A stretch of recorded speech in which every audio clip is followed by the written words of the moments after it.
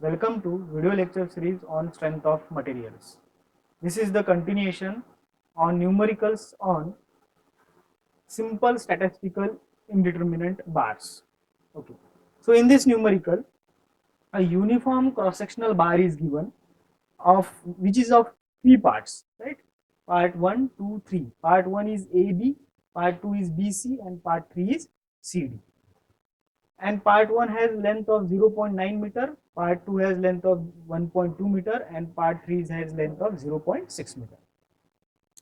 Now this is fixed at both ends. This is fixed at A end as well as at B end. Means what? That total length will remain same. It will not reduce as well as it will not increase. But the length of AB portion may get reduced or increased. Length of BC portion may get reduced or increased. And length of CD portion भी कम ज्यादा हो सकता है, लेकिन total length जो है वो ना कम होगी ना ज्यादा होगी. ऐसा क्यों? क्योंकि ये दोनों तरफ से फिक्स्ड है. चलो अभी हम देखते हैं न्यूमेरिकल में कि हमें क्या निकालना है.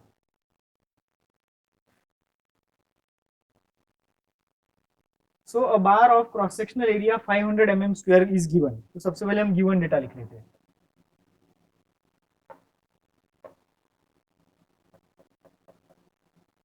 So given area is given.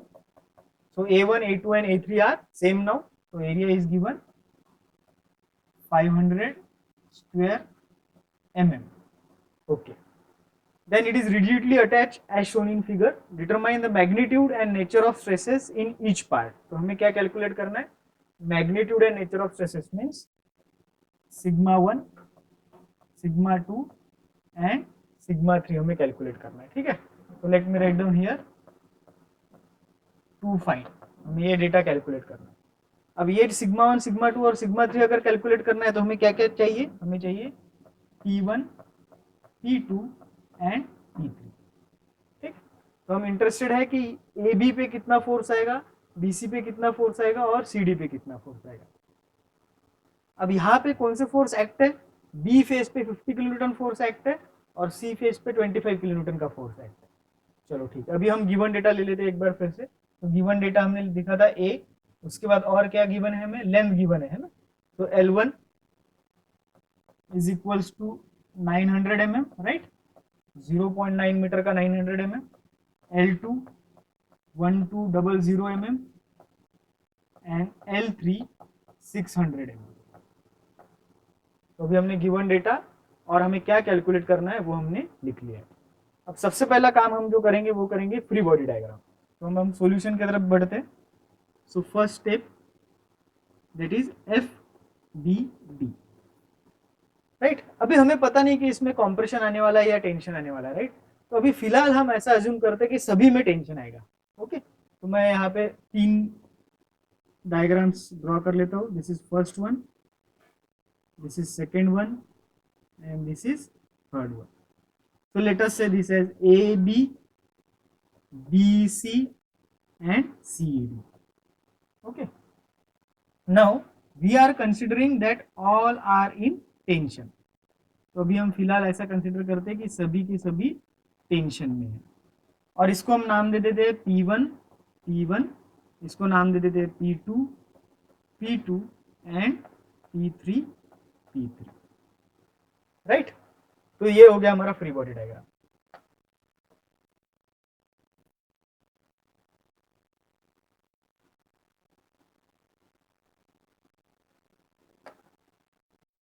अभी हम क्या करते हैं? हम कंसीडर करते हैं फेज बी. तो let me write down here consider phase B. अब फेज बी में हम यहाँ पे देखेंगे कौन सा फोर्स है? 50 किलोन्यूटन. कौन से तरफ जा रहा है? लेफ्ट हैंड साइड में जा रहा है, इसलिए -50. और यहाँ पे जो दो फेसेस है उसमें से ये फेस पे कितना है? P1 जो कहाँ पे जा रहा है? राइट हैंड साइड में, यानी +P1. और यहाँ पे -P2 ये लेफ्ट हैंड साइड में जा रहा है, इसलिए -P2. इसको अगर हम रीअरेंज करते हैं तो you will get P1 is equals to P2 -50. ये हमारे पास एक इक्वेशन आ गया. ठीक है. Similarly we will write down consider phase C. अब C फेस हम कंसीडर करते हैं. अब सी फेज पे कौन सा फोर्स है, 25 किलो न्यूटन, तो यहाँ पे let me write down equal to 25, but ये 25 कहाँ जा रहा है, लेफ्ट हैंड साइड में, इसलिए माइनस। ओके, सी फेज पे कौन से दो फोर्स है, वन है P2 and another one is P3, right, so P2 is going towards right, इसलिए plus P2, and P3 is going towards left, इसलिए minus P3 is equals to minus 25, therefore P3 is equals to P3 is equals to minus P2 minus 25, अगर इसे माइनस रखा तो then P3 will be equals to P2 plus 25,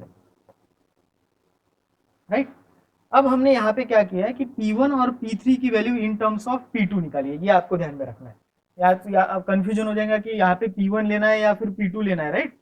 तो हमें क्या करना है कि P1 और P3 की value in terms of P2 calculate करनी है, ठीक है।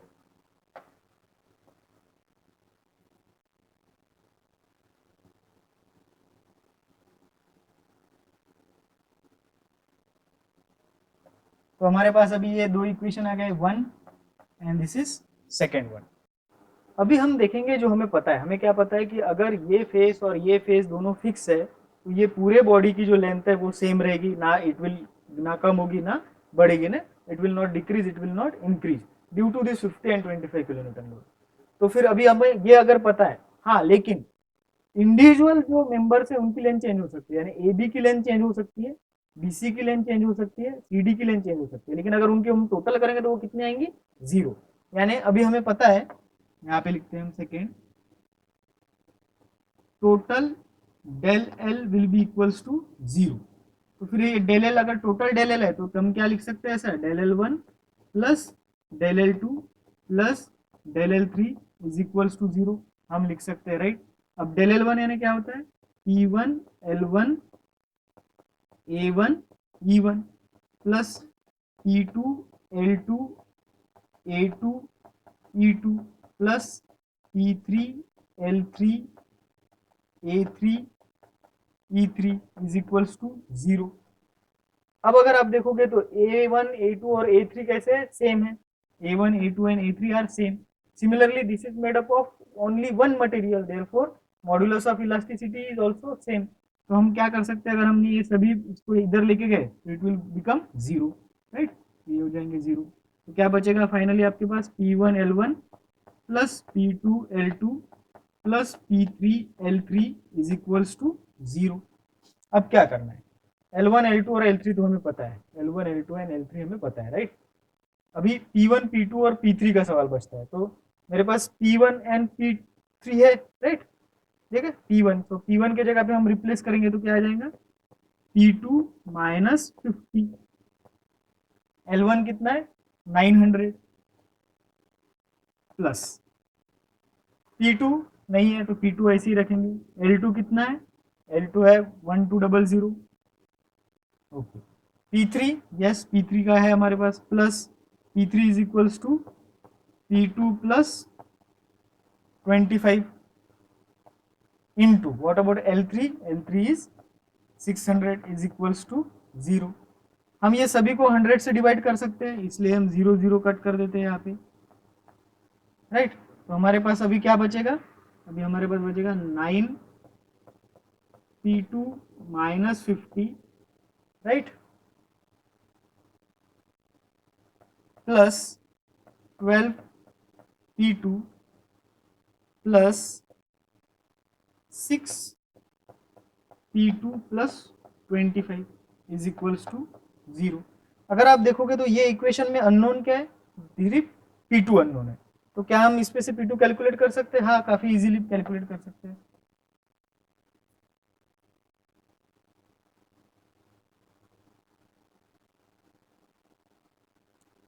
तो ये इक्वेशन पे से हमें मिल जाएगा P2, इसको आप सॉल्व करिए कैलकुलेटर में, आपको मिल जाएगा P2 इज इक्वल्स टू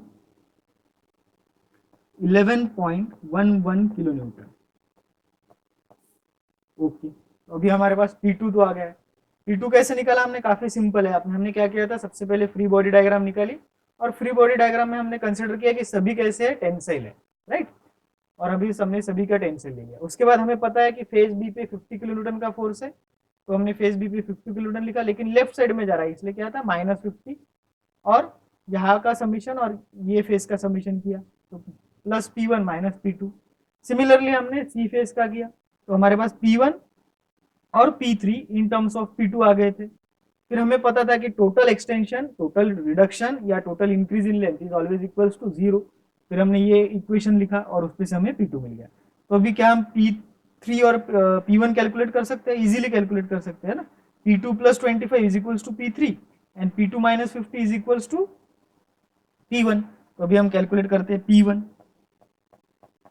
तो P1 आ जाएगा -38.88 किलो न्यूटन और P3 आ जाएगा 36.11 किलो न्यूटन। चलो, तो हमें P1, P2 और P3 मिल गया। P1, P2 और P3 मिल गया। हमें निकालना क्या है, सिग्मा 1, सिग्मा 2 और सिग्मा 3। तो काफी सिंपल है। अभी सिग्मा 1, सिग्मा 2, सिग्मा 3 कैसे निकालेंगे? P1 upon A1, P1 P2 upon A2 sigma 2 और P3 upon A3 sigma 3, right. Down here sigma 1 is equals to P1 upon A, right? Because area A1, A2 and A3 are same. What is value of P1? It is minus 38.88, right?